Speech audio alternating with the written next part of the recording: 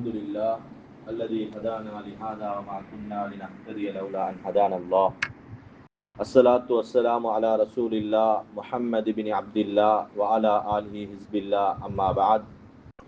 قد قال الله تعالى في محكم التنزيل بعد أعوذ بالله من الشيطان الرجيم بسم الله الرحمن الرحيم وما تسقط من ورقة إلا يعلمها صدق الله العليم.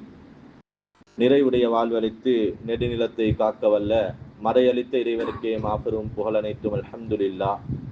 சத்தியத்தின் தூதர், சன்மார்க்கத்தின் போதகர், சாந்தி மார்க்கம் ஏந்தி வந்த அன்பு நபி ஸல்லல்லாஹு அலைஹி வஸல்லம் அன்னவர்கள் மீதும், இஸ்லாம் என்னும் சாம்ராஜ்யத்தை கட்டி எழுப்புவதற்காக தங்கள் உயிர்களையே கற்களாக பாவித்த உத்தம சஹாபாக்கள், அவர்களைத் தொடர்ந்த தாபிஊன்கள், தபு தாபிஐன்கள், கியாமத் நாள் வரைக்கும் இந்த உன்னதமான தீனை அதன் உண்மையான வடிவிலே எடுத்து நடக்கக்கூடிய முஸ்லிமான ஆண்கள், பெண்கள் அனைவர் மீதும் அல்லாஹு தாலாவின் சாந்தியும் சமாதானமும் உண்டாவதாக. புரிந்த ஜும்மாவுடைய கடமையை ஒரு கடமை என மதித்து நேரகாலத்துடன் மஸ்ஜிதிலே ஏத்துகாஃபுடைய நியத்தில் அமர்ந்திருக்கும் அன்பின் இஸ்லாமிய நெஞ்சங்களே, வாலிப சகோதரர்களே, படைத்தவன் ரப்புல் இஸ்ஸத் அல்லாஹ் இவற்றையெல்லாம் எடுத்து நடவுங்கள், பகரமாக சுவர்க்கத்தை தருகிறேன் என்று என்னையும் உங்களையும் ஆசையுற்றிருக்கின்றானோ அத்தகைய நல்ல காரியங்களை முடியுமான அளவு எடுத்து நடக்கும்படியும், இவற்றையெல்லாம் வேண்டாம் விட்டுவிடுங்கள், இதற்கு பகரம் படு பயங்கரமான நரகம்தான் என்று என்னையும் உங்களையும் எச்சரித்திருக்கின்றானோ அத்தகைய பாவ தீய காரியங்களில் இருந்து முற்றுமுழுதுமாக தவிர்ந்து கொள்ளும்படி முதற்கண் எனக்கும் அப்பால் உங்களுக்கும் வசியத்தும் நசீகத்தும் செய்து கொள்கிறேன். கனிமான மேலான பெரியோர்களே, அன்பு சகோதரர்களே, அல்லாஹு தாலா இந்த உலகத்தை இயக்கிக் கொண்டிருக்கிறான் என்பதை நாளுக்கு நாள் அவன் நிரூபித்துக் கொண்டே இருக்கிறான்.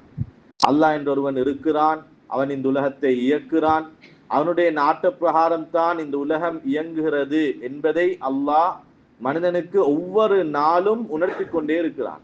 கனிமானவர்களே, குறிப்பிட்ட ஒரு 2 வாரங்களாக யாரை கேட்டாலும் சொல்லக்கூடிய ஒரு வார்த்தை தான், ஹஜரத் என்னென்னமோ பிளான் பண்ணினோம், என்னென்னமோ யோசிச்சு வச்சிருந்தோம், எல்லாம் தலைக்கீழ நடந்த ஹஜரத், பிளான் பண்ணின ஒன்றையும் செஞ்சு கொள்ள இயலாத லெவலுக்கு ஆகிட்டு ஹஜரத் என்று நாங்க போட்ட பிளான், நாங்க போட்ட திட்டங்கள் எல்லாம் ஃபெயில் ஆகிட்டு என்பதை மனிதன் ஒத்துக்கொள்ளும் அளவுக்கு அல்லாஹ் அவன் போட்ட பிளானை சக்சஸ் பண்ணி கொண்டிருக்கிறான். கண்ணியமானவர்களே, எனக்கும் உங்களுக்கும் சில நேரம் இந்த சொல்ற வார்த்தை பிடிச்சு கொள்ளாம இருக்கேலும், ஏன்னா பேசுற பலரும் பேசுற விஷயங்களை பார்த்தா ஒரு வருஷத்துக்கு போட்ட பிளான், ஒரு மாசத்துக்கு போட்ட பிளான். என்னுடைய ஒரு நண்பன்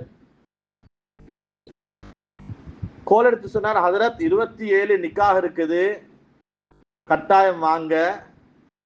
அவர் ஒரு ஃபத்வாவுக்காக எடுத்தாரு. அவர் கேட்டார், ஹஜரத் நான் என் வைஃபுக்குரிய மகராக நான் உம்ராவை தான் வச்சிருக்கிறேன், நாங்க டிசம்பர் ஃபெஸ்ட் நாங்க உம்ரா போறோம், அப்ப நாங்க ரெஜிஸ்டர்ல அதை எப்படி பதியணும், உம்ரா என்று பதிகிறதா அமௌண்ட்டை பதிகிறதா என்று பேசுற ஃபத்வா ஒன்றுக்காக வேண்டி எடுத்தவர் 27 அவருடைய நிக்காஹ் என்று சொன்னாரு.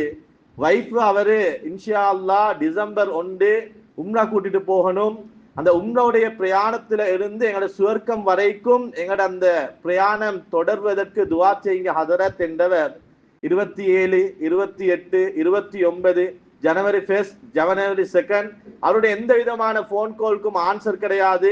கோல் அடிச்சா போன் அவருடைய வேலை செய்து இல்ல. ஜனவரி 3ஆம் தேதி எதர்ச்சையாக வாட்ஸ்அப்ல ஒரு மெசேஜ் போட்டு வைத்திருந்தேன், அந்த மெசேஜை சீன் பண்ணி இருந்தாரு. நான் உடனே அவருக்கு கோல் எடுத்தேன். நான் அவர்கிட்ட கேட்டேன், என்ன ஹாலாத், எப்படி, என்ன நிலைமை, எங்க இருக்கிறீங்க, உம்மா எப்படி, வாப்பா எப்படி?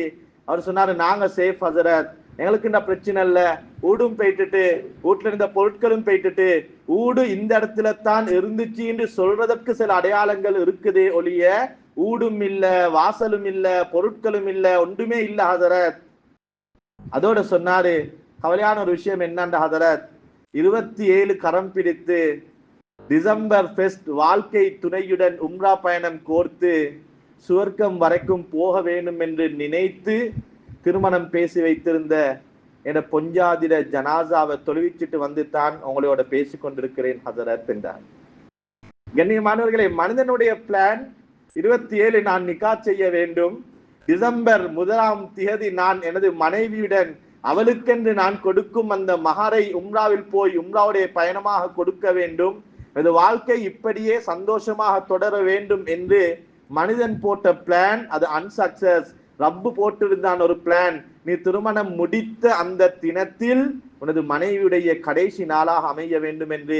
கண்ணியமானவங்களே, பேசுற ஏக்கச்சக்கமானவங்க, ஏராளமானவங்க சொல்ற விஷயம் என்னண்டா, ஹதரத் இந்த கிழமை இப்படி நினைச்சிருந்தோம், ஹதரத் வீட்டுக்கு பெயிண்ட் பண்ண நினைச்சிருந்தோம், ஹதரத் வீட்டை கட்ட நினைச்சிருந்தோம், ஹதரத் இப்படி இப்படி எல்லாம் நினைச்சிருந்தோம், எல்லாம் தலைக்கீழ மாறிட்டு ஹதரத் என்று மனிதன் போட்ட பிளானை தாண்டி ரப்புடைய பிளான் தான் இந்த உலகத்தில் வேலை செய்யும் என்பதை அல்லாஹ் தினம் தினம் எனக்கும் உங்களுக்கும் ஞாபகப்படுத்திக் கொண்டே இருக்கிறான். கண்ணியமானவர்களே, எனக்கு 32 வருடங்கள், கிட்டத்தட்ட 10 வருடங்களாக அல்லாஹ்வுடைய கிருபையினால் ஜும்மாக்களுக்கு ஏறி இறங்கும் சந்தர்ப்பத்தை எல்லாம் நசீபாக்கி இருக்கிறான்.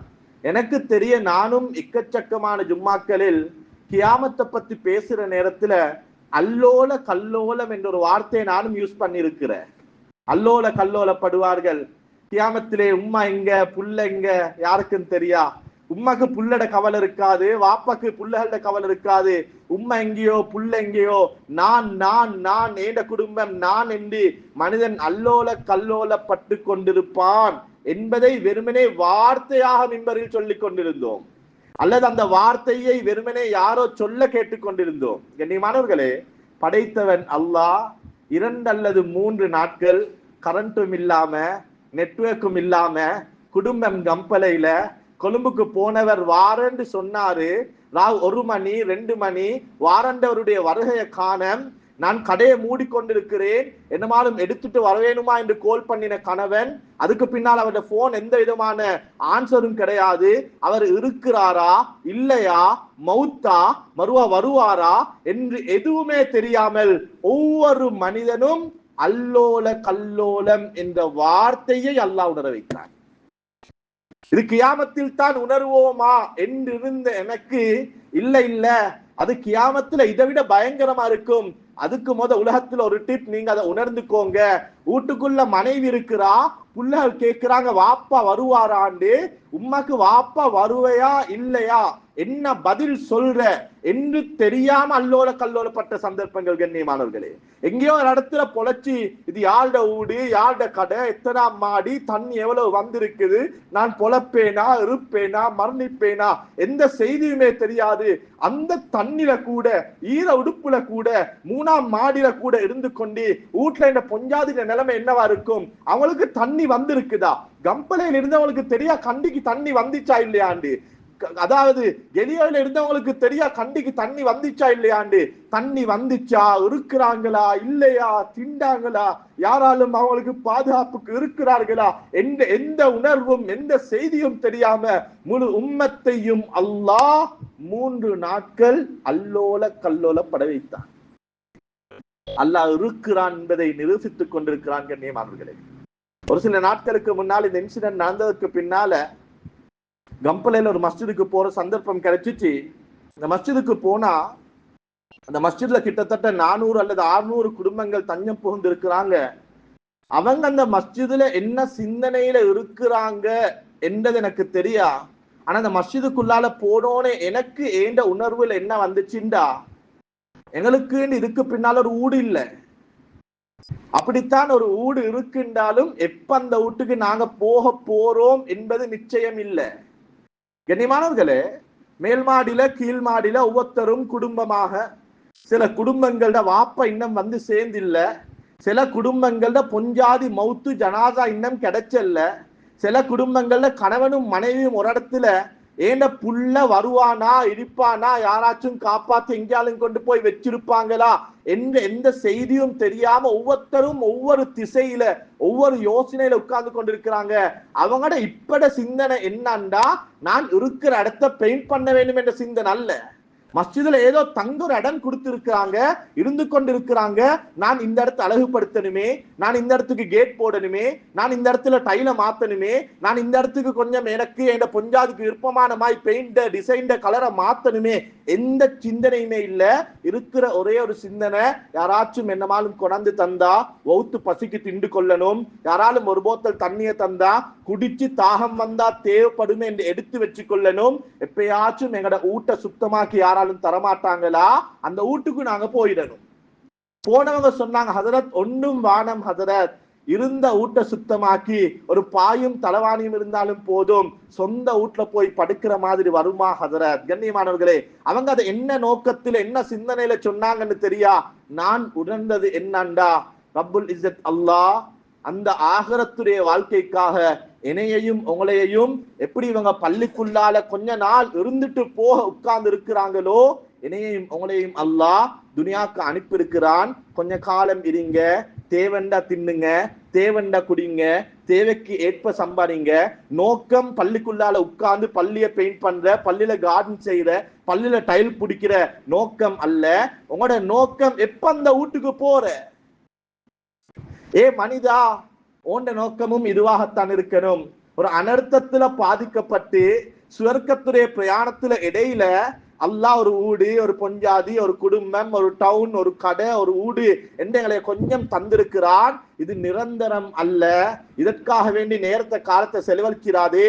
உன்ன நோக்கம் இருக்கணும், நான் எப்ப சுவர்க்கத்துக்கு போறேன், நான் எப்ப அந்த சுவர்க்கத்தை அடையிறேன்.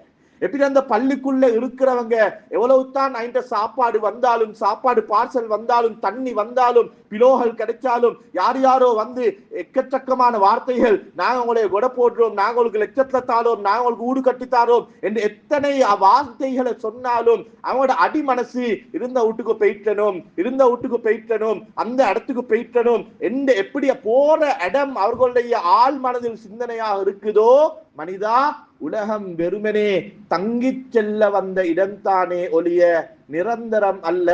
போக வேண்டிய இடம் சுவர்க்கம் என்பதை உணர்ந்துக்கோ என்பதை அல்லாஹ் உணர்த்தத்தான் இந்த அனர்த்தம் வந்ததோ என்னவோ என்று சிந்திக்க தோன்றும் அளவுக்கு சில நிகழ்வுகள் கண்ணியமானவர்களே. பிரமுக் வெள்ளையில சம்பந்தப்பட்ட ஒரு நபரோடு என்னுடைய ஒரு நண்பர் நேரடியாக தொடர்பு கொண்டு அவர் சொன்ன விடயம், அந்த இன்சிடென்ட் நடக்கிற நேரத்தில் எல்லாரும் சொன்னாங்களாம், அவங்களோட வீடு மிச்சம் பழசா இருக்குது, மிச்சம் பழமையான ஒரு வீடு. சொன்னாங்களாம், ஒருவேளை வந்தா அவங்களோட வீடு அவசரமாக இடிஞ்சு போயிடும், அதனால அந்த பின்னால் இருக்கிற அந்த புதிதாக கட்டின அந்த கான்கிரீட் வீட்டுக்கு நாங்க போமலையா என்று, பழைய வீடு இடிஞ்சு விழுந்துரும் இல்லையா என்ற சிந்தனையில பழைய வீட்டை வச்சுட்டு புதிய பலம் என்று நினைத்த கான்கிரீட் வீட்டுக்கு போனவர்கள் கான்கிரீட் வீட்டோட சேர்ந்து அடிபட்டு போன சரித்திரங்கள் நடந்த காலம் கண்ணியமானவர்களே. நாங்க நினைக்கிறோம் பழசு தாங்காது, அல்லாஹ்வுடைய பிளான் பழசு தாங்கும், புதுசு தாங்காதுன்றது கண்ணியமானவர்களே. ஒவ்வொருத்தருடைய வாழ்க்கைய, ஒவ்வொருத்தருடைய நடந்த சில நிகழ்வுகளையும் கேட்டு பார்த்தா சுப்ஹானல்லாஹ், அல்லாஹ் உணர்த்துகிறான், இன்னா லில்லாஹ் வ இன்னா இலைஹி ராஜிஊன். நீங்க எனக்காக நீங்க என்னிடம் மீண்டும் திரும்பி வர வேணும். ஆகிரத்து தான் நோக்கம், மௌத்து தான் நோக்கம், மௌத்துக்கு பின்னால் இருக்கிற வாழ்க்கைத்தான் நோக்கம் என்பதை மனிதன் புரிய வேண்டும் என்பதனால் தான் அல்லாஹ் இந்த அனர்த்தத்தை தந்தான். கண்ணியமானவர்களே, யாரெல்லாம் பாதிக்கப்பட்டு உயிர் நீத்தார்களோ, குர்ஆனும் ஹதீஸும் தெளிவாக சொல்லுது, சுஹதாக்கள் அவங்களோட முடிவு சுவர்க்கம் என்பதாக. யாரெல்லாம் வீட்டையும் பொருளையும் இன்னும் என்னென்ன விடயங்களை இழந்தார்களோ, குர்ஆன் திட்ட தெளிவாக சொல்கிறது, இழந்ததை விட அவர்களுக்கு சிறந்ததை கொடுப்போம் என்று. இன்ன மஅல் உஸ்ரி யுஸ்ரா ஃபஇன்ன மஅல் உஸ்ரி யுஸ்ரா. ஒரு கஷ்டம் என்றா டபுள் சந்தோஷம் தரும் என்பதாக குர்ஆன் சொல்கிறது. ஒரு ஃபெயிலியரா டபுள் சக்சஸ் இருக்கும் என்று குர்ஆன் சொல்கிறது. ஒரு கவலையா டபுள் சந்தோஷம் இருக்கும் என்று குர்ஆன் சொல்கிறது. எனவே நான் பேசுவதும் உணர்த்த விரும்புவதும் பாதிக்கப்பட்டவர்களுக்கு அல்ல, அதில் வஃபாத்தானவர்கள் சுவர்க்கம் என்பதில் சந்தேகமும் கிடையாது. வீட்டையும் பொருளையும் கடையையும் தன்னுடைய சொத்து பத்துக்களையும் இழந்தவர்கள் அதைவிட நல்லா இருப்பார்கள் என்பது குர்ஆன் ஹதீஸுடைய தெளிவான விளக்கம் கண்ணியமானவர்களே. எக்கச்சக்கமான நாட்டில் அசம்பாவிதங்கள் இதற்கு முன்னாலேயும் நடந்திருக்குது. உலகம் படைக்கப்பட்ட காலத்திலிருந்து அனர்த்தங்களும் பேரழிகளும் நிகழ்ந்து கொண்டே இருக்குது. அப்படி அதற்கு பாதிக்கப்பட்ட ஒத்தரை சந்திச்சு அந்த நேரத்துல பேசினா சொல்லுவார், ஒன்றும் இல்ல ஹதரத், எல்லாம் போயிட்டு ஹதரத், முன்னுக்கு என்ன செய்யற பிளான் கூட இல்ல ஹதரத், இந்த உசுறு மட்டும் பொழைச்சிச்சு நினைக்கிற நிலைமையில இருக்கிறோம் ஹதரத் என்று சொன்ன ஏராளமானவங்க அதற்கு பல வருடங்களுக்கு பின்னால சொல்றாங்க, ஹதரத் அன்றைக்கு தான் என் லைஃப்ல ஒரு சேஞ்ச் நடந்துச்சு ஹசரத். அன்றைக்கு கொடப்போன நான் தான் ஹசரத். ஏதோ பொட்டி கடையில இருந்தேன் ஹசரத், இன்னைக்கு பெரிய டெக்ஸ்டைல்ஸ் வச்சு கொண்டிருக்கிறேன் ஹசரத். ஹசரத் பொட்டி ஊட்ல இருந்த ஹசரத், கார்போர்டால மறைச்சு கொண்டு இருந்த ஹசரத். அன்னைக்கு நடந்த அந்த இன்சிடென்ட் ஹசரத், இன்னைக்கு மாஷா அல்லாஹ் ஊடு வாசல் கட்டி நல்லா இருக்கிறோம் ஹசரத் என்று எக்கச்சக்கமானவங்க சொல்ற வார்த்தையை காதால கேட்டு கண்ணால நிகழ்வுகளை பார்த்து கொண்டிருக்கிறோம் கண்ணியமானவர்களே. இதுதான் யதார்த்தம், இதுதான் உண்மை. இழந்தவர்களுக்கு இழந்ததை விட நல்லதை கொடுப்போம் என்பது குர்ஆன் ஹதீஸுடைய விளக்கம். எனவே கண்ணியமானவர்களே, இன்றைய பயானுடைய நோக்கம் என்னண்டா, அனர்த்தத்தால பாதிக்கப்பட்டவங்களோட அல்ல, அந்த அனர்த்தம் என் வாழ்க்கையில் என்னத்தை உணர்த்துச்சு, அந்த நடந்த அந்த 3 நாளுடைய இன்சிடென்ட் என் லைஃப்ல எந்த இடத்துல என் வாழ்க்கையினுடைய ஒரு மாற்றத்தை உருவாக்க வேண்டும் என்ற உணர்வை தந்துச்சு கண்ணியமானவர்களே. எக்கச்சக்கமான கோள்கள் உம்மட்டால வந்துச்சு, வாப்பட்டால வந்துச்சு, மனைவிட கோல், அதை பொருட்படுத்தாம உணர்வுகளை மதிச்சாம உறவுகளின் பக்கம் தேவையில்லாதவர்களை போல வாழ்ந்து கொண்டிருந்தோம். அந்த 3 நாள் உணர்த்திச்சா இல்லையா ஒரு போன் கோலுடைய பொறுமதி கண்ணியமானவர்களே. ஒரு கோல் எடுக்க மாட்டாவா, எடுத்து மகன் நாங்க சேஃபா இருக்கிறோம் என்ற உம்மட குரல் கேட்க மாட்டிச்சா என்ற ஏக்கமும் தவிப்பும் அல்லாஹ் உம்மத்தாகிய எனக்கும் உங்களுக்கும் உணர்த்துறான் உறவுகளோட மதிப்பு கண்ணியமானவர்களே. மாத்தள பகுதியில் இருக்கக்கூடிய ஒரு சகோதரர் இந்த 27 அந்த இன்சிடென்ட் நடக்கிறாண்டு இரவு 8-8:30 மணி இருக்குமாம். அவருடைய சகோதரி மூத்த தாத்தா கோல் எடுத்திருக்கிறார், 3 கோல். அவர் சொல்றார், ஹசரத் கோல் எடுக்க கொலையும் போன் கையில தான் இருந்துச்சு. ஒரு திருமண பேச்சுவார்த்தையில நடந்த ஒரு மனக்குழப்பம், நடந்த ஒரு மனக்கசப்பு, தாத்தாவும் தம்பியும் கதைக்காம இருந்தாங்க. தாத்தர கோல் ஒரு டிப் ரிங் ஆகுது, 2 டிப் ரிங் ஆகுது, 3 டிப் ரிங் ஆகுது. மனசு சொல்லுது ஏனென்று எடுத்து பாரு. ஆனா அவருடைய ஈகோ, அவருடைய உள்ளத்துல இருந்து அந்த கெட்ட குணங்கள் அவருக்கு சொல்லுது, இப்படி செஞ்சிட்டாவே, நான் எதிர்பார்க்கலே, வாக்கு தந்துட்டு மாறிட்டாவே, இவவோட நானே பேசுற என்று தாத்தர கோல் அவரை அவாய்ட் பண்ணினாரு. அந்த போனை ஆன்சர் பண்ணல. கொஞ்ச நேரம் போகுது, 10 மணி, 11 மணி, 12 மணி, செய்திகள் பரவ ஆரம்பிக்குது. கம்பலைக்கு வெள்ளமாம், கம்பலை தாண்டிட்டாம், கம்பலை சரியான குழப்பத்தில் இருக்குதாம். இப்ப அடிக்கிறாரு தாத்தாக்கு, என்ன தாத்தா கம்பலையில இருக்கிறா, இப்ப அடிக்கிறாரு 3 கோல் ஆன்சர் பண்ண இயலாம போன தம்பி சொல்றாரு, ஹதரத் கோல் போகுது இல்ல, எனக்கு தெரியும் கவரேஜ் ப்ராப்ளம் என்று, உள்ளம் இடம் கொடுக்குது இல்ல ஹதரத், அடிச்சேன் சொன்னார். 88 கோல் அடிச்சேன் ஹதரத், கோல் போகுதில்லை என்று தெரிந்தும் ஒருவேளை மிஸ் ஆகியாச்சும் போகாதா என்று அடிச்சேன். 1 நாள் 2 நாள் 3 நாள் எந்த செய்தியும் இல்ல. கஷ்டப்பட்டு ஹதரத் கேட் பள்ளி ஹதரத்துடைய நம்பரை தேடி எடுத்தோம், அவருக்கு கோல் அடிச்சு மிச்சம் கஷ்டத்தோட 4 நாட்களுக்கு பின்னால என்ன தாத்தாட டீட்டெயில்ஸ் எல்லாம் கொடுத்து, இவங்களை பத்தி எந்த செய்தியும் இல்ல, தேடி சொல்லேலுமா என்று சொல்லி 1 ஹவர் இருக்கும் ஹதரத். எந்த போன் நம்பருக்கு கோல் எடுத்தேனோ அந்த ஹதரத் கிட்ட இருந்து ஒரு கோல் வருது. உள்ளத்தில் ஒரு சந்தோஷம், ஏதோ தாத்தா சம்பந்தமான செய்தி தான் வரப்போகுது.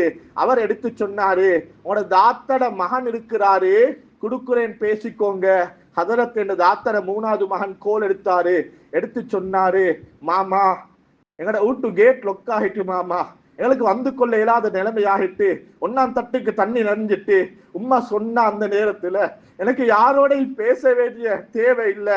ஆனா மாமாக்கு ஒரு கோல் எடுத்தாங்க, நான் மாமாட்ட மன்னிப்பு கேட்க வேணும், நான் மாமா கிட்ட ஒரு ரிக்வஸ்ட் வைக்க வேணும் என்று 1ஆம் தட்டு நனைஞ்சிட்டு 2ஆம் தட்டுக்கு ஏறினோம். உங்களுக்கு உம்மா கோல் எடுத்தா நீங்க ஆன்சர் பண்ணல, 2வது கோல் எடுத்தா நீங்க ஆன்சர் பண்ணல, 3வது கோலை எடுத்து ஆன்சர் பண்ணல. எங்கட 2ஆம் மாடிக்கும் தண்ணி வர ஆரம்பிச்சுட்டு உம்மா சொன்னா, மகன் ஒருவேளை இந்த தண்ணியால உன் உம்மா நான் மவுத்தாகினா உன மாமாக்கு எனக்கு கஃன் போட சொல்லுங்க வாப்பா என்று சொன்னா மாமா.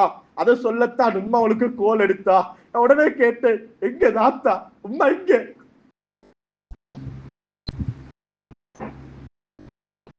அதற்கு மகன் சொன்ன பதில் என்னன்னா, உம்மட ஜனாசாவை அடக்கத்தான் நாங்க கேட் பள்ளிக்கு வந்தோம், ஜனாசாவை அடக்கிட்டோம், இப்பதான் ஹசரத் உங்களுக்கு கோல் எடுக்க சொல்லி சொன்னாரு மாமா என்று சொன்னாரு என்று ஏங்கி அழுகிறாரு கண்ணியமானவர்களே.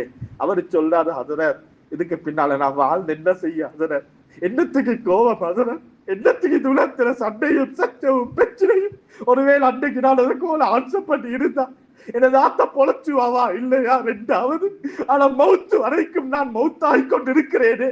தாத்தா என்ன பேச நினைச்சா, என்ன சொல்ல நினைச்சா ஒன்றும் தெரியாது. உறவை மதிச்சல்ல ஹதரத், உறவுடைய போன் கோலை எதிர்பார்க்கல ஹதரத் என்று உறவை மதிச்சாதவர்கள் எல்லாம், உறவுக்கு நேரம் கொடுக்காதவர்கள் எல்லாம் உறவுடைய பொறுமதிய, குடும்பத்துடைய பொறுமதிய, ஒரு போன் கோலுடைய பொறுமதிய விளங்கி விளங்கி வாழ்க்கையை திருத்துங்க, வாழ்க்கையை மாத்துங்க என்பதை உணர்த்துவதற்குத்தான் இந்த அனர்த்தம் வந்ததோ என்னவோ என்று நினைக்கும் அளவுக்கு ஏராளமான சம்பவங்கள் கண்ணியமான. என்னுடைய மச்சான் கம்பல பகுதியில் ஒரு மஸ்ஜிதுடைய இமாமாக இருக்கிறாரு.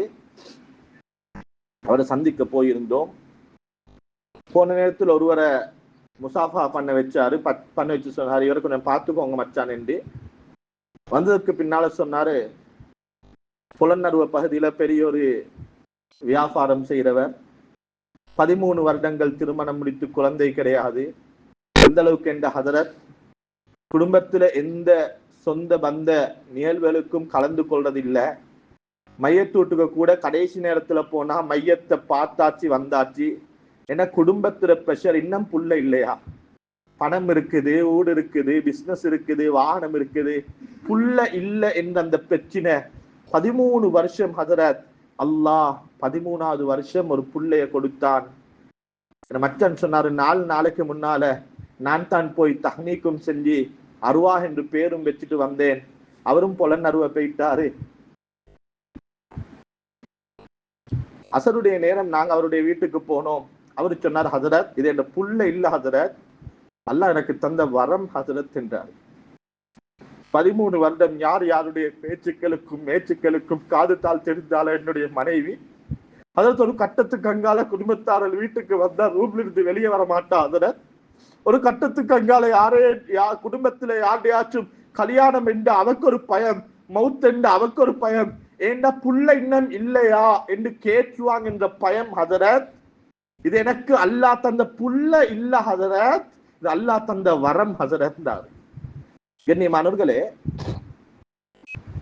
இந்த நிகழ்வு நடந்து 3 அல்லது 2 நாட்களுக்கு பின்னால பல சிரமங்களுக்கு பின்னால வந்திருக்கிறாரு. வந்தா வீடு இருக்கிறது, வீட்டாட்கள் கிடையாது. அங்கும் இங்கும் பேசுறாரு, ஒவ்வொருத்த கேட்கிறாரு என்ன நடந்தது. கண்ணியமானவர்களே, கடைசியாக அவருக்கு வந்து சேர்ந்த செய்தி என்னண்டா, 13 வருடங்களுக்கு பின்னால அல்லாஹ் எந்த குழந்தையை வரம் என்று நினைத்து தந்தானோ அந்த குழந்தையையும் 13 வருடங்கள் குழந்தை இல்லையா இல்லையா என்ற ஏச்சையும் பேச்சையும் சுமந்த உங்களுடைய மனைவியையும் வந்த தண்ணீர் ஆட்கொண்டு சென்று விட்டது என்ற செய்தி ஹதரத். அதை கபூல் செய்யற உள்ளம் அவருக்கு இல்லை. ஒவ்வொரு நாளும் பள்ளிக்கு வாராரு, வந்து கேட்கிறாரு, ஹதரத் என பொஞ்சாதியும் புள்ளடையும் செய்தி என்னமாலும் கேள்விப்பட்டுச்சா? எங்கேயாலும் புள்ள அழுகிற சத்தம் கேட்டா ஓடி போய் பார்க்கிறாரு, இதே இந்த பொஞ்சாதியா, இதே இந்த புள்ளையா? அவரை பொஞ்சாதி புள்ள மவுத்து போயிட்டு பரவல்ல, ஆனா இவர் எப்ப இந்த பிரச்சனையிலிருந்து மீண்டு வருவாரு,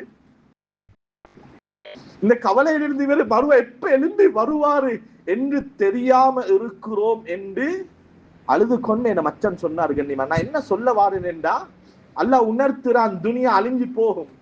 துனியால நாங்க போடுற பிளான் அதுல எந்த விதமான எதிர்பார்ப்பும் வைக்க முடியாது என்பதை நாள்தோறும் அல்லாஹ் உணர்த்தி கொண்டே இருக்கிறான். கண்ணியமானவர்களே, எங்களுக்கு வாய்க்கு லேசாக சொல்ல இயலும். நானும் சொல்றேன் தான், அல்லாஹ் தந்தான், அல்லாஹ் எடுத்தான், அல்லாஹ் தருவான். கண்ணியமானவர்களே, நாங்க ஒன்றும் சஹாபாக்கள் அல்லவே. பாதிக்கப்பட்டவர்களும் மனைவியை குழந்தைகளை இழந்தவர்கள் ஒன்றும் சஹாபாக்கள் அல்லவே. இந்த நிலைப்பாடு தான் எம்மிலும் இருக்க வேண்டும். எங்களோட ஈமானும் இந்த லெவல்ல தான் இருக்க வேண்டும். இன்னும் அதற்கான முயற்சி நடக்கலையே, இன்னும் எங்களோட ஈமான் அந்த லெவலுக்கு வரலையே. அல்லாஹ் தந்தான், அல்லாஹ் எடுத்தான், அல்லாஹ் தருவான், இதுதான் உண்மை. ஆனா எப்படி இதை விளங்குற? இன்னைக்கு சொல்றாங்களே, அதில் இருந்த ஊடும் இல்ல, ஊடு இருந்த இடமும் இல்ல, வீட்டுல இருந்த பொருளும் இல்ல, எல்லாத்தையும் எடுத்து அல்லாஹ் உசுர மட்டும் வச்சு என்ன செய்ய ஹதரத் என்று பலரும் கேட்கிறாங்களே. கண்ணியமானவர்களே, எப்ப அல்லாஹ்க்கு நன்றி செலுத்தின? குடிக்கிற தண்ணிய கொட்ட கொலை, அந்த 3 நாளும் அல்லாஹ் சுப்ஹானல்லாஹ் நல்ல தெரியும் பாரத கான் தண்ணி என்று இல்ல பீலி தண்ணி என்று நினைச்சிட்டு போனோமே கண்ணியமானவர்களே.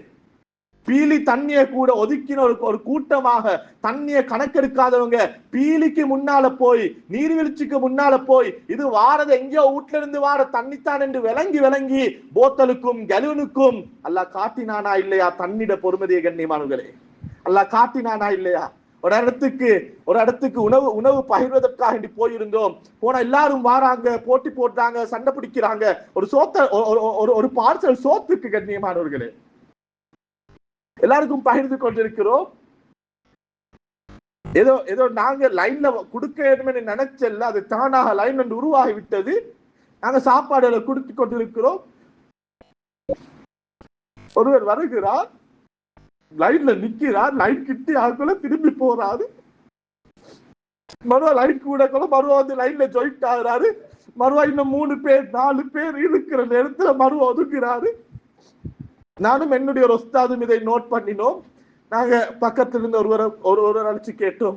அவர் வாராரு, லைன்ல நிக்கிறாரு, ஆனா சாப்பாடு பார்சல் எடுக்கிற இடம் கிட்டியாக்குள்ள போறாரு. அவரு சொன்னார், ஹஜரத் அவர் யாரு தெரியுமா?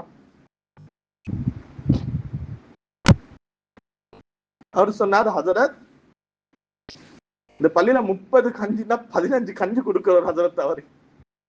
அவர் சொன்னார், ஹஜரத் இந்த ஊர்ல எத்தனையோ ஏழை குமரி பெண்களுடைய திருமணத்துக்கு 25 சான் ஃப்ரீயா கொடுத்தவர் ஹஜரத்.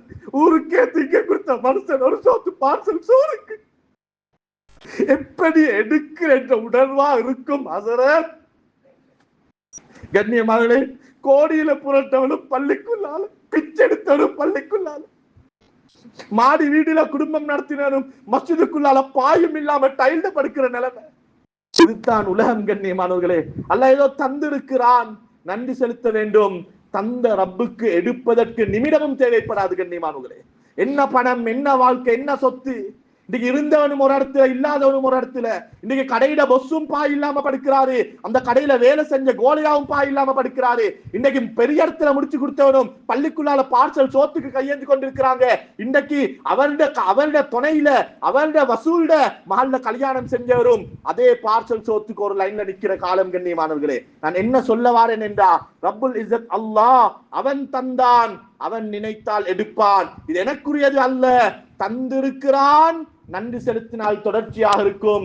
அல்லாஹ் பாதுகாக்க வேண்டும். பெருமை அடித்தோம் என்றா, பணத்திமுறை காட்டினோம் என்றா, எங்களுக்கு இருக்கு, நாங்கத்தான் எல்லாம், எங்களை விட்டு ஆள் இல்ல என்று பேசினவர்கள், நினைத்தவர்கள். கண்ணியமானவர்களே, கம்பல பகுதிக்கு ஜும்மாக்களுக்கு போனா அவருடைய வீட்டுல பெரும் விருந்து வைப்பாரு. உலமாக்களை மதிச்சிருவர் அல்லாஹ். அவர் இழந்ததை பன்மடங்காக்கி அல்லாஹ் அவருக்கு கொடுக்க வேண்டும்.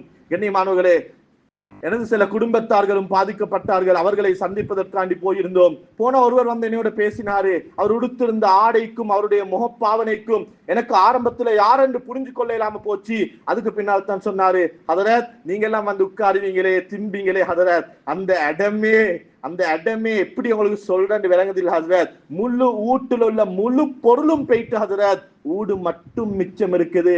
எனக்கு அப்பத்தான் விளங்குச்சு, ஏராளமானவர்களை அழைச்சி சாப்பாடு போட்டவர் இன்னைக்கு சாப்பாட்டுக்காக வேண்டி யாராலும் ஒரு பார்சல் சோறு கொண்டாந்து தர மாட்டாங்களா?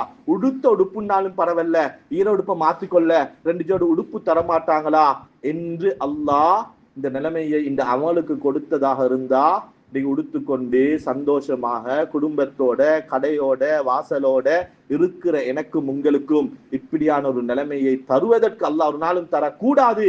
ஒருவேளை அல்லாஹ் தர நினைத்தால் அதற்கு ஏத்த போல வாழ்ந்து இருக்கிறோமா என்பதை படிச்சுக்கணும் கண்ணியமா. பணம் என்ன படம் கண்ணியமானவர்களே? இருக்கிறவனும் ஒரு இடத்துல, இல்லாதவனும் ஒரு இடத்துல. பணத்தை வச்சு என்னத்தை செய்யலும் கண்ணியமானவர்களே? உறவை சம்பாதிச்சனும், நல்ல குணத்தை சம்பாதிச்சனும். ரோட்ல அல்லாஹ் ஃப்ரீயா சிரிப்பை தந்திருக்கிறார், காண்ற எல்லாத்துறையும் சிரிச்சனும். அல்லாஹ் ஃப்ரீயா அன்பை தந்திருக்கிறார், காண்ற எல்லாத்துக்கும் அன்பை கொடுக்கணும் கண்ணியமானவர்களே. நீங்க ரப்பு ஃப்ரீயா தந்தத்தை கூட நாங்க கஞ்சத்தனம் பட்டுக்கொண்டு ஒருவேளை அல்லாஹ் சோதித்தால் அல்லாஹ் பாதுகாக்கணும் கண்ணியமானவர்களே. சொல்றாரு, ஹதரத் எனக்கு தெரிய குடும்பத்தை நல்லா வச்சிருக்கிறாரு.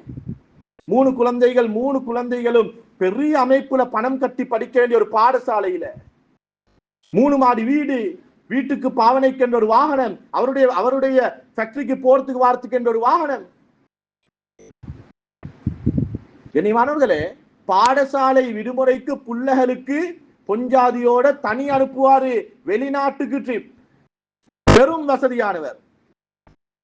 4 நாள் சற்று இருந்த ஏரியால இருகினாரு. என்ன செய்யற ஏது ஒன்றும் தெரியாது. சொன்னார் 68 கிலோமீட்டர் ஹசரத், ஆட்டா பிடிச்சி பெட்ரோல் இல்லாம இறங்கி நடந்து சிங்கள வீட்டுல சாப்பாடு கேட்டு திண்டு கடையில வாழைப்பழத்தை களவாண்டு திண்டு ஹசரத் 4 நாளுக்கு பின்னால வீட்டுக்கு வந்து இறங்குறேன். நான் வரக்கொள்ள நினைச்சேன். என்னைய கண்டத்தோட என்ன பொஞ்சாதி கத்தி அணைச்சுவாள், என்ன புள்ளகள் எல்லாம் கத்தி கதறுவார்கள். என்ன 4 நாள் வாப்பா நான் இல்ல, என்ன போன் கால் இல்ல, வாப்பா இருக்கிறா இல்லையா என்ற செய்தியும் இல்ல ஹதரத். இரவு 7-7:30 மணி இருக்கும் ஹதரத். நான் கால் வெடிச்சு கால் ரத்தம் வருது ஹதரத். மிச்சம் கஷ்டத்தோட நான் வீட்டுக்குள்ளால வந்து கதவை தட்டேன். என்ன மனைவி கதவை திறந்து சொன்ன வார்த்தை என்னான்டா, வந்து சேர்ந்துட்டீங்களா, வாங்க பொடி வாஷ் போட்டுட்டு வாங்க சாப்பாடை வைக்கிறேன். புள்ளகள் வந்தாங்க, வந்துட்டீங்களா என்ற ஒரு வார்த்தை ஹதரத். எவ்வளவு காலம் கஷ்டப்பட்டதும் சம்பாதிச்சதும் செஞ்ச தியாகங்களும் என்னத்துக்கென்று நினைச்சிச்சு ஹதரத். கண்ணியமானவர்களே, இது அவருடைய பிள்ளை அல்லவே. நான் அவருக்கு சொன்னேன், இதோட பொஞ்சாதிட பிள்ளை அல்ல, இதோட புள்ளகளோட பிள்ளை அல்ல. புள்ளகளுக்கு பணத்தை கொடுத்தீங்க, நல்ல ஸ்கூல்ல கொடுத்தீங்க, தேவையான உடுப்பை வாங்கி கொடுத்தீங்க. ஒரு வாப்பவ நீங்க எப்ப அன்பை கொடுத்தீங்க, ஒரு வாப்பவ எப்ப நீங்க நேரத்தை கொடுத்தீங்க. கண்ணியமானவர்களை, புள்ளைய பசியில போடுங்க பிரச்சனை இல்ல, ஆனா வாப்பா பக்கத்துல இருந்து தலையை தயாரி கொடுங்க. பொஞ்சாதிக்கு உடுப்பு இல்லாம இருக்கேலும், ஆனா உட்கார வச்சு பொஞ்சாதியோட உங்களோட பிரச்சனை என்ன பேசுங்க. கண்ணியமானவர்களே, இன்னைக்கு குடும்பத்துக்கு நேரம் கொடுக்கிறோம் இல்ல, தொழில் தொழில் தொழில், சல்லி சல்லி, சம்பாத்தியம் சம்பாத்தியம் என்று வாழ்வதே தொழில் செய்வதற்கென்று நினைத்து நானும் நீங்களும் கடைக்கும் பஜாருக்கும் டொரிண்டனுக்கும் டவுனுக்கும் நேரத்தை கொடுத்து கொடுத்து கொடுத்து என்ன பொஞ்சாதி ஓகே, என்ன புள்ள ஓகே, இத மாதிரியான ஒரு சந்தர்ப்பம் வந்தா விளங்குச்சு கண்ணியமானவர்களே. பலருக்கும் வாழ்வதற்குத்தான் தொழிலே அன்றி தொழில் வாழ்க்கை கிடையாது. கண்ணியமானவர்களே, வாழத்தான் ஒரு தொழில். ஒரு ஆம்புலியா கேட்கணும், என்ன செய்றீங்க, டொரிண்டன்ல ஒரு கடை இருக்குது என்ற ஆண்மையை நிரூபிக்கத்தான் தொழிலே அன்றி டொரிண்டன்ல போய் நேரம் காலம் தெரியாம பகல் பட்டா ராவும் இல்ல, சாப்பாடும் இல்ல, குடும்பமும் இல்ல, மையத்தும் இல்ல, கல்யாணமும் இல்ல, பொஞ்சாத்திட நலவு இல்ல, புள்ளடை ஸ்கூல் இல்ல, பேரண்ட்ஸ் மீட்டிங் ஒன்று இல்ல, எதுவுமே இல்லாம வாழ்க்கை வாழ்க்கை வாழ்க்கை, கடை கடை கடை, பிசினஸ் பிசினஸ், சல்லி சல்லி, அமெரிக்கா அமெரிக்கா என்று ஓடியவர்கள் எல்லாம் பணம் கையில் இருக்குது, பொஞ்சாதி இல்ல, புள்ள இல்ல, பேச துணைக்கு உணர்வை வெளிப்படுத்த எமோஷனல் பகிர்ந்து கொள்ள யாருமே இல்லாம பணத்தை வச்சு கொண்டு என்னத்தை செய்ய ஹசரத் என்று கேட்கிற நிலைமைக்கு ஆளாகிட்டோம். கண்ணியமாக என்ன செய்ய பணத்தால? பணம் உள்ளவர்கள் கட்டுக்கட்டா வச்சிருக்கிறாங்களே, ஒரு பார்சல் சோறு வாங்க எதுவும் ஆயிடுச்சா? தண்ணி ஃபேக்டரி வச்சவன் கண்ணியமானவர்களே, கெஞ்சிரானே ஒரு போத்தல் தண்ணிக்கு ஃபேக்டரியை வச்சு என்ன செய்ய மேலும் ஆயிடுச்சு? எல்லாம் போனதுக்கு பின்னாலையும் ஊடும் இல்ல, வாசலும் இல்ல, கடையும் இல்ல, நகையும் இல்ல, பணையும் இல்ல, பணமும் இல்ல, எல்லாம் போனதுக்கு பின்னாலையும் 3 பிள்ளையையும் பொஞ்சாதியையும் கட்டி அடிச்சு கொண்டு எது போனாலும் பரவாயில்ல ஹசரத், என்ன முழு சொத்தும் என்ன பொஞ்சாதியும் 3 பிள்ளையும் ஹசரத் என்று பிள்ளையையும் பொஞ்சாதியையும் சொத்தென்று உள்ளத்தை செஞ்சு கொள்றான். குடும்பத்துக்கு நேரம் கொடுத்தவன், பணம் பதவி பட்டம் நகை நட்டண்டி ஓடி ஆடி திரிஞ்சவன், பணத்தை காப்பாத்த, கடையை காப்பாத்த, டவுனை காப்பாத்த ஓடினவன் வந்து பார்க்கிறான், கடை தப்பி, அக்கவுண்ட் தப்பி, பணம் தப்பி, வாழ வந்த வாழ்க்கையில பொஞ்சாதியும் புள்ளகளும் தண்ணில போயிட்டே. கண்ணியமானவர்களே, என்ன பணம்? பணம் இருந்து என்ன செய்யலும்? எடுக்கலும் அத மாதிரி ஒரு பொஞ்சாதி, எடுக்கலும் அத மாதிரி ஒரு குழந்தை. இந்த வார்த்தை ஆழமாக உள்ளத்துல பதிய வைங்க கண்ணியமானவர்களே. வாழ்வதற்குத்தான் தொழிலே அன்றி தொழில் என்பது வாழ்க்கை கிடையாது. குழந்தைகளுக்கு நேரம் கொடுங்க. எக்கச்சக்கமான பெண்கள் கவுன்சிலிங்க்கு வராங்க. அவங்களோட டோட்டல் பிரச்சனையோட சுருக்கம் என்னன்னா ஹசரத், பேச ஆள் இல்ல ஹசரத். இது கணவன் வானம் என்று பாஞ்சி போன எக்கச்சக்கமான கேசல் கை செய்தப்பட்டு கதறி அழுந்து தௌபாவுக்காக வந்து நிக்கிறாங்க. சொல்றாங்க, ஹசரத் வல்லாய் காமத்துக்கு போகல ஹசரத், ஆசைக்கு விஷத்துக்கு போகல ஹசரத், எனக்கு என்ன புள்ள வேணும், மேலும் மாப்புள்ள வேணும், குடும்பம் வேணும், மானம் வேணும், எனக்கு அவளைய சொல்ல யாரும் இல்லாத. ஒரு ஆட்டக்காரன் பேசினான், இறக்கம் காட்டினான், கவலைய சொல்லேன் அதரன், என்ன நடந்தது விளப்பம் இல்லாதரன், எனக்கு மாப்புள்ள வாழும் பிள்ளைய மட்டும் வாச்சும் கேட்டு தாங்காதரன் என்று மாப்புள்ள பேசலே. மாப்பிள்ள பேசுறத கேட்கல, எனக்கு டைம் தரல என்று எக்கச்சக்கமான பெண்கள் வீட்டுக்குள்ளால டிப்ரெஷனோட ஸ்ட்ரெஸ்ஸோட. கொஞ்சம் நேரம் கொடுப்போம் கண்ணியமானவர்களே. இந்த பணம் சம்பாதிச்சு மனைவிக்கு நாயையும் நட்டையும் வாங்கி கொடுக்க தேவையில்லை. ஒரு நாளைக்கு வவுத்து பசிக்கு 1000 ரூபாய் ஒரு பார்சல் சோறு வாங்க சம்பாதிச்சோமா போதும். வாங்க வீட்டுக்கு பொஞ்சாதியோட உட்காருங்க. உன தேவை என்ன, உன பிரச்சனை என்ன, உன கஷ்டம் என்ன, உன கவலை என்ன, பிள்ளைகள் பார்த்தாங்களா, பிள்ளைகளை கூப்பிடு. குறைஞ்சது ஒரு நாளைக்கு ஒரு நேரம் ஆச்சும் 5 பேரும் சான்ல உட்கார்ந்து ஒரு வாயை பணிஞ்சு பொஞ்சாதிக்கு ஒரு வாய், பிள்ளைக்கு ஒரு வாய். கண்ணியமானவர்களே, அனாத இல்லம் தேட தேவையில்லை, வடிவீட்டு நிவாசம் தேட தேவையில்லை. பிச்செடுத்தாச்சும் சம்பள சோத்தி ஆண்டாலும் எனக்கு திங்க தந்த வாப்பா, எனக்கு நேரம் தந்த வாப்பா, என் தலையை தட்டி விட்ட வாப்பா என்று மகன் பிணைஞ்சு தீர்த்துற நிலைமை அல்லா தருவான். கண்ணியமானவர்களே, புள்ளால பணத்துல பொருளை வச்ச வாப்பமார், இன்னைக்கு பொஞ்சாதிய நகையிலையும் உடுப்புலையும் பொருளை வச்ச வாப்பமார் வயசானத்துக்கு போறோம் எங்க நல்லா வெடிட்டு நிவாசம் இருக்குன்னு எங்கள்கிட்ட கோல் பண்ணி கேட்கிற நிலைமை. கண்ணியமாங்களே, திங்க குடுக்க ஒழுங்கா குடுக்கலத்தான், கஷ்டம் தான், கவலைத்தான். பெருநாளைக்கு கூட அந்த நைட்ல தான் யாரோட ஹாஜியாட்ட கடன் பட்டு கஷ்டப்பட்டு தான் உடுப்ப கொண்டாந்து கொடுத்த, ஆனா இறக்கத்தை கொடுத்த, நேரத்தை கொடுத்த மகான மடியில உட்கார வச்சு ஒரு 18 வயசு ஒரு வாலிபன் அழுந்தங்கு சொல்றான், வாப்பட ஜனாசா வச்சிருக்குது, நான் கடைசியாக கஃபனை மூடுற நேரத்துல கூப்பிட்டு சொன்னேன், வாப்போ கடைசி மூட போறோம், மோந்துக்கோங்க. மோந்துட்டு சொன்னான், ஹதரத் எனக்கு தெரிய இந்த வாப்படைய மோந்து இல்ல ஹதரத். எப்ப மோந்தும் கண்ணியமானவர்கள், என் பிள்ளை நடப்ப மகளே, நீ ஒரு முத்தத்துக்கு ஒரு பெண் மார்க்கத்துட்டு போறாளே, வாப்பா மோந்திருந்தா, வாப்பா அணைச்சிருந்தா, வாப்பா நேரம் கொடுத்திருந்தா. எனவே கண்ணியமானவரே, இந்த அனர்த்தம் என்னத்தை உணர்த்துச்சுண்டா குடும்பத்துக்கு நேரம் கொடுங்கன்றத உணர்த்துச்சு. 3 நாள் போன் கால், குருநாகல உம்மா இருக்கிறா, உம்மா எடுக்க மாட்டாவா, தண்ணி வந்துச்சா இல்லையா, ஊடு அடிப்பட்ட உம்மா இருக்கிறா, வாப்பா இருக்கிற, எக்கச்சக்கமான கோல். உம்மட வரக்கோல பிஸியே இவ எடுத்தா என்ன, இந்த நாளும் ஒரே கதையை தானே கதைச்சுவா என்று அவாய்ட் பண்ணின எக்கச்சக்கமான கோல்கள். உம்மா எடுக்க மாட்டாவா, உம்மா எடுத்து மகன் நான் இங்க சேஃப் வாப்பா என்ற ஒரு வார்த்தையை சொல்ல மாட்டாவா என்று ஏங்க வச்ச 3 நாட்கள் எங்களுக்கு உணர்த்துது. உறவுகளை பாதுகாத்துக்கோங்க, குடும்பத்தை பாதுகாருங்க, உம்மோட பேசுங்க, பொஞ்சாதிக்கு நேரம் கொடுங்க, பிள்ளைகளுக்கு நேரம் கொடுங்க. வாழ்க்கையில பணம் என்பது பகுதித்தானே ஒழிய வாழ்க்கை முழுக்க பணம் அல்ல. கடை என்பது வாழ்வதற்கு ஒரு சாதனமே அன்றி கடைத்தான் வாழ்க்கை அல்ல. நீங்க எக்கச்சக்கமானவங்க உள்ளத்துல கைய வச்சு கேட்டு பாருங்க, காலையில கடைக்கு போறோம், சீசன் என்று வந்தா 12 மணி 1 மணி. கண்ணியமானவர்களே, அளந்த ரிஸ்க். கண்ணியமானவர்களே, உதாரணம் சொல்கிறேன். ரப்புல் இஸ்ஸத் அல்லாஹ் குர்ஆன்ல ஜொப்புக்கு போங்க, தொழிலுக்கு போங்க, டவுனுக்கு போங்கன்னு பேசுற நேரத்துல அல்லாஹ் எப்படி சொல்றான் என்றா, ஃபம்ஷூ ஃபில் அர்ல், நீங்க உங்களோட ஜொப்புக்கு தொழிலுக்கு பணத்துக்காக வேண்டி நீங்க ஃபம்ஷூ ஃபில் அர்ல், நீங்க துனியால பூமியில நீங்க நடந்து போங்க, நடந்து போக சொல்கிறான். துலகைக்கு வரைஞ்சி வாங்க, ரப்பின் பக்கம் ஓடி வாங்க, மௌத்த நினைச்சு நீங்க சிங்கம் திரட்ட மாதிரி வாங்க என்றெல்லாம் ஸ்பீடையும் ஹை ஸ்பீடையும் பேசின அல்லாஹ் துனியாவை, கடைய, பஜார, சம்பாத்தியத்தை பேசின நேரத்துல ஃபம்ஷூ ஃபில் அர்ல், அரபுல மஷா யம்ஷி என்றா மெதுவா நடக்கிறதற்கு பாவிக்கிற வார்த்தை. கண்ணியமானவர்களே, ஏனென்றா அளந்து முடிஞ்சு. கண்ணியமானவர்களே, உதாரணம் சொல்கிறேன். ஃபாரின் போறதுக்கு பாஸ்போர்ட்டை கொடுத்துட்டோம், போர்டிங் பாஸையும் அடிச்சாச்சு. இப்ப நான் இருக்கிற இடத்துல இருந்து பிளைட் இருக்கிற இடத்துக்கு ஓடி போனாலும், நடந்து போனாலும், கார் புக் பண்ணி போனாலும், பறந்து போனாலும், அந்த இடத்துல இருந்து பிளைட் இருக்கிற இடத்துக்கு ஜெட்ல போனாலும் நான் போகும் வரையில பிளைட்டை தூக்க மாட்டேன். கண்ணியமானவர்களே, நீங்க நடந்து தான் போனாலும் உங்களுக்காக போர்டிங் பாஸ் அடிச்சா பிளைட் வெயிட் பண்ணணும். கண்ணியமானவர்களே, உலகத்துக்கு அல்லாஹ் உம்மட வவுத்துல 4வது மாசத்துல போர்டிங் பாஸ் அடிச்சு முடிஞ்சு.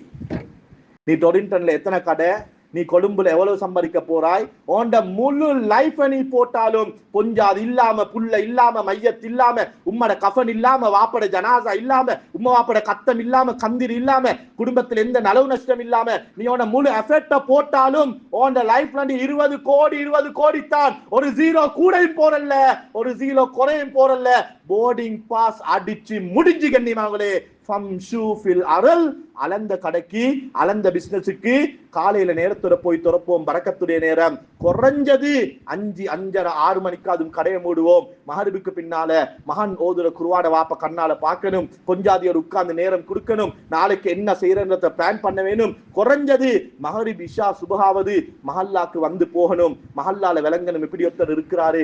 கண்ணியமாங்களே, எங்கட ஒரு பகுதியில இந்த வெள்ளம் வந்ததற்கு பின்னால அந்த சில வீடுகளுக்கு நிவாரணத்துக்காக பொருட்கள் எடுத்துட்டு போனா ஒருத்தர் வந்து பேசுறாரு, நானும் முஸ்லிம் தான், யாரும் வரல, கட்டுக்கொலையால வரையும் இல்ல, உங்களோட பள்ளியால வரையும் இல்ல, எங்களுக்கு அப்பதான் தெரியும் அவர் முஸ்லிம் என்று. நான் கேட்டோம், நீங்க முஸ்லிமா? எது வீடு? இதுதான் வீடு. நாங்க சொன்னோம், நீங்க எங்கட கஸ்ட் ரூட்லயும் இல்ல, எங்கட பள்ளி சந்தாலையும் இல்ல, எங்க சந்தா கட்டுறீங்க? இல்ல ஹதரத், பள்ளி ஒன்று தேவைப்படாதுன்றதுனால சந்தாவும் இல்ல, பள்ளியும் இல்ல. கண்ணியமானவர்களை அல்லாஹ் பாதுகாக்கணும். ஒருவேளை அவர் தனியே மரணித்து இவர் ஒரு முஸ்லீம் என்று சொல்வதற்கு யாரும் இல்லாம ஒரு அந்நியவருடைய கையில் அந்த ஜனாசா கிடைத்திருந்தால் மௌத்து கூட அந்நிய மதத்தவர்களுடைய முறைப்படி நடந்திருக்கும். மஹல்லாவோட ஒரு தொடர்பு இருக்க வேணும், நலவு நஷ்டத்துல கலந்து கொள்ளணும். ஊர்ல பணக்காரனா ஏழையா ஒரு ஜனாசாண்ட போங்க. கண்ணியமானவர்களே, ஊர்ல யாராலும் எனக்கு கஷ்டம் என்று விளங்கினா அவங்களுக்கு உதவி செய்யுங்க. அனர்த்தத்தால பாதிக்கப்பட்ட எக்கச்சக்கமானவங்களுக்கு அல்ஹம்துலில்லாஹ் அல்லாஹ் கிருபை எக்கச்சக்கமான உதவிகள் கிடைக்குது. எங்கட மஹல்லால எங்கட ஊருக்குள்ள இந்த கம்பல பகுதியில இந்த பாதிக்கப்பட்ட பகுதியில அன்றாடம் தொழிலுக்கு போய் வந்தவங்க எங்கட ஊர்ல இருக்கிறாங்களான்னு தேடி பாருங்க. செல்லம் கம்பளைக்கு தொழிலுக்கு போனவர் ஒரு நாளைக்கு 2500 சம்பளத்துக்கு போயிருப்பாரு. இப்ப பொஸ்ட கடை தாண்டி, இப்ப அவருக்கு பொஸ்ட கடை தாண்டினதுனால அவருக்கு உடனே ஒரு வேலை தொழிலுக்கு போகலாம் இருக்கும். அவரோட வீட்டு நிலைமை என்னன்றதை தேடி பாருங்க.